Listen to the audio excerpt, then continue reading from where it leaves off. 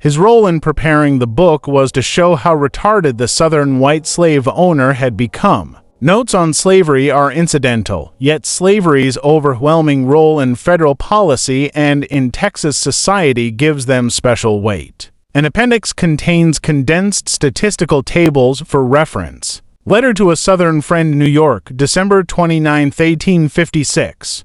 Olmstead writes candidly to a friend in the South who had congratulated him on recent political developments. He refuses to be conciliatory. National reputation damage. The U.S. had been compromised before the civilized world by turmoil over slavery extension. Election unresolved. The presidential election had not truly settled the slavery issue because parties avoided it in full. Duty of citizens. Respectable men cannot remain silent. The extension of slavery into Texas occurred in their own generation when Northerners could have constitutionally prevented it. Though reluctant to offend, he insists his travel observations must include slavery as it is inseparable from Texas life. Tone of the letter. Olmstead stresses that he does not wish to alienate his Southern friend. His purpose is to explain the significance of his narrative of facts, not to inflame divisions. He hopes frank discussion may reduce misunderstanding. Hardships of a frontier society. Olmstead reflects on how frontier conditions affect civilization.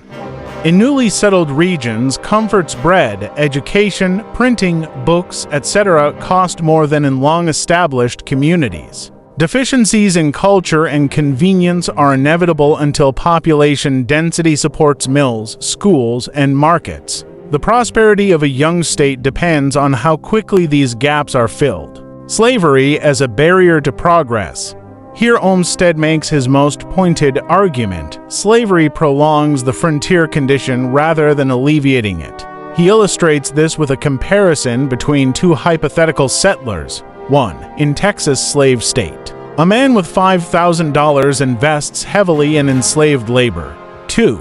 In Iowa Free State. A man with the same capital invests in productive improvements, mills, schools, roads, and tools. The outcome, in Iowa, money fosters civic progress, infrastructure, and permanent institutions. In Texas, capital is tied up in human property, which generates wealth for the owner but does little to elevate the community.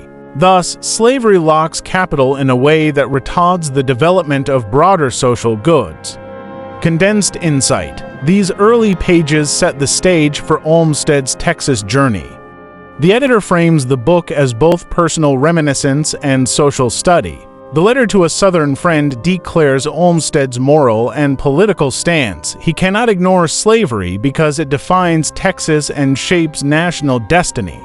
His central thesis emerges quickly. Slavery is not just morally wrong, it is economically backward. It keeps Texas a raw frontier rather than letting it mature into a thriving free society.